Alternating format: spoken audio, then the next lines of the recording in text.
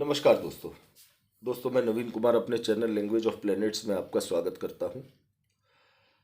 दोस्तों आज का हमारा विषय बहुत अहम विषय है। एक ऐसा विषय है जिसकी चर्चा न केवल ज्योतिष में बल्कि हमारे अध्यात्म में भी बहुत बड़े स्तर पर की गई है। कुंडली के 8वें और कुंडली के 11वें भाव के बीच में ऐसा क्या संबंध है जिसे ज्यादातर लोग नहीं जानते। कुंडली के 8वें भाव को आयु मृत्यु भाव के नाम से लोग जानते हैं, गुप्त भाव के नाम से लोग जानते हैं, अंधकार के भाव के नाम से लोग जानते हैं। और कुंडली के 11वें भाव को लाभ स्थान और नियमित आमदनी के भाव के नाम से लोग जानते हैं। तो क्या संबंध है आयु मृत्यु का और लाभ का, आर्थिक लाभ का? दोस्तों इस संबंध को समझने से पहले हमको ये अच्छी तरह से समझना पड़ेगा कि कालपुरुष कुंडली के अनुसार लग्न से 8वां भाव आयु मृत्यु का भाव है और लग्न से 11वां भाव लाभ का भाव है, आर्थिक लाभ का भाव है। इसी तरह से लग्न से चौथा भाव जातक के लग्न के सुख का भाव है और लग्न से दशम भाव उसका कर्म स्थान है। अब यदि हम बात कर रहे हैं 8वें और 11वें भाव के बारे में, तो यहां पर क्या रिलेशन डेवलप हो रहा है? यहां पर यह रिश्ता डेवलप हो रहा है, यह संबंध डेवलप हो रहा है कि 11वां भाव एक तरफ हमारे लाभ का है, नियमित आमदनी का है, तो 5वां भाव हमारी इच्छाओं का है और 11वां भाव उस इच्छा की पूर्ति का है। आपकी कुंडली में 11th लॉर्ड आपको यह शो करता है कि आपकी इच्छाएं पूरी होंगी या नहीं होंगी, और होंगी तो किस स्तर तक होंगी। इसी तरह से कुंडली के 8वें भाव का स्वामी आपको यह बताता है कि आपकी आयु और मृत्यु की कैलकुलेशंस, जातक की आयु की और मृत्यु की कैलकुलेशंस किस तरह से की जानी चाहिए। उसकी आयु के संबंध में तमाम संभावनाएं 8वें भाव से देखी जाती हैं। अब दोस्तों 8वां भाव केवल आयु मृत्यु का ही भाव नहीं है। 8वां भाव है बदलाव का, ट्रांसफॉर्मेशंस का।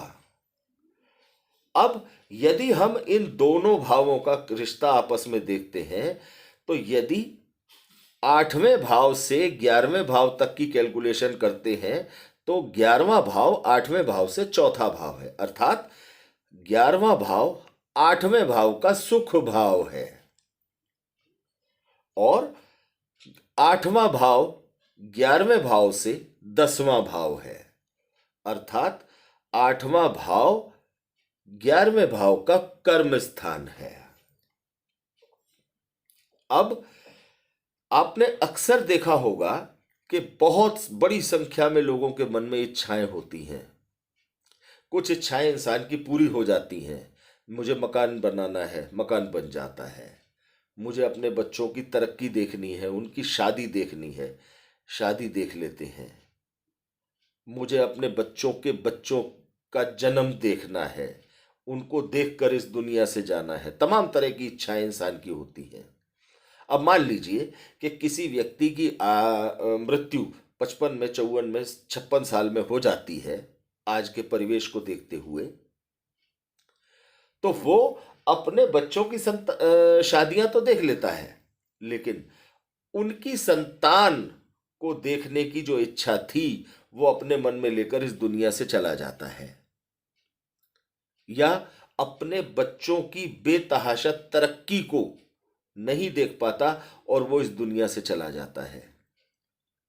जब इंसान किसी भी तरह की एक इच्छा अपने मन में लेकर इस संसार से चला जाता है, तो यही इच्छाएं इंसान को फिर से जन्म लेने के लिए विवश करती हैं। इंसान जन्म और मृत्यु के चक्र में उलझा रहता है। यहां पर 11th हाउस का 11वें भाव का कर्म स्थान जो है वो 8वां भाव है।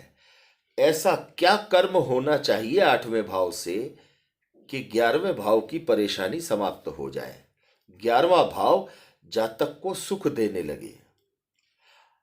11वां भाव चाहता है कि जातक ट्रांसफॉर्मेशन अपनी लाइफ में करे। यदि 11वें भाव की इच्छाओं को रोकना है, उसकी पूर्ति नहीं हुई तो भी इंसान के ऊपर कोई फर्क नहीं पड़ा। इंसान को संतोष से जीना आ गया, उसके जीवन में सेटिस्फेक्शन आने लगा, उसके मन में संतुष्टि के भाव आने लगे, तो इंसान की सभी परेशानियां समाप्त होने की तरफ चली जाती हैं। और संतुष्टि का भाव आता कब है? संतुष्टि का भाव आता है जब जातक अपने अंदर बदलाव लाता है। लगातार जिन संघर्षों का, चैलेंजेस का जो इंसान सामना कर रहा है, वो उन सारी चीजों को समझते हुए जब अपने अंदर बदलाव लाता है, तो इंसान अपने मन में ऑटोमेटिकली संतुष्ट होता चला जाता है। दोस्तों, सोचने की बात है कि अगर किसी इंसान की महीने की आमदनी 25,000 रुपये महीना है, तो वो उसको बढ़ाकर कोशिश करेगा तो वो 30 तक ले आएगा, 35 तक ले आएगा। अब ऐसे जो 35,000 रुपये महीना कमा रहा है और वो दिन भर इस आपाधापी में लगा रहे कि नहीं, मुझे तो ऑडी गाड़ी खरीदनी है, 50 लाख की गाड़ी खरीदनी है, 70 लाख की गाड़ी खरीदनी है, तो इसे कहते हैं पागलपन। और यही पागलपन इंसान को न चैन से 2 रोटी खाने देता है, न चैन से जीने देता है। तो इच्छा पूर्ति का भाव आपकी इच्छा पूर्ति नहीं होने दे रहा है, और इच्छा पूरी हो ही नहीं सकती। कैसे हो जाएगी? आपकी आमदनी 28-30 हजार रुपये महीना है और आप गाड़ी चाहते हैं 60 लाख रुपए की, तो आपका 11th हाउस ये शो करता है कि आपको ट्रांसफॉर्मेशन की तरफ जाना चाहिए। अर्थात आपको आपके 11वें भाव के कर्म स्थान पर यानी 8वें भाव पर ध्यान देना चाहिए, पीड़ाओं से मुक्ति पानी चाहिए। 8वें भाव के स्वामी के अनुसार, 8वें भाव के कारक के अनुसार आपको अपने जीवन में बदलाव लाने के प्रयास करने चाहिए। जब आपके जीवन में वो बदलाव दिखने लगता है, आप पीड़ाओं से मुक्त होना शुरू हो जाते हैं, तो आपके मन की इच्छाएं सीमित हो जाती हैं। आपके जो फालतू के थॉट्स होते हैं, जो बेमतलब की इच्छाएं होती हैं, जो बेलगाम इच्छाएं मन के अंदर जागृत होती रहती हैं, वो आना रुक जाती हैं, उनकी एक लिमिट बन जाती है। तो जातक के जीवन में संतुष्टि का भाव अपने आप आने लगता है। इस तरह से 11वां भाव 8वें भाव के माध्यम से अपना कर्म करवाना चाहता है, और 8वां भाव 11वें भाव के माध्यम से आपको संतुष्टि देकर आपके जीवन को सुख देना चाहता है। दोस्तों, केवल लग्न से चौथे और लग्न से दशम भाव और लग्न से 11 को देखना सिर्फ एक प्रक्रिया है। प्रत्येक भाव से चौथा भाव उसका सुख भाव है, प्रत्येक भाव से 11वां भाव उसका लाभ भाव है, प्रत्येक भाव से उसका 10वां भाव कर्म भाव है। दोस्तों, यदि इस शानदार जानकारी को आप समझ सके हो, आपको अच्छा लगा हो, तो ज्यादा से ज्यादा दोस्तों तक इस जानकारी को पहुंचाएं, क्योंकि आज के युग में बहुत बड़ी संख्या में लोगों को ट्रांसफॉर्मेशन की जरूरत है। हर इंसान ऑडी नहीं खरीद सकता। अपनी क्षमताओं को पहचानने की जरूरत है। तो दोस्तों, मिलते हैं अगले वीडियो में एक नई जानकारी के साथ। ज़्यादा से ज़्यादा वीडियो को लाइक कीजिएगा और चैनल को सब्सक्राइब कीजिएगा। धन्यवाद दोस्तों।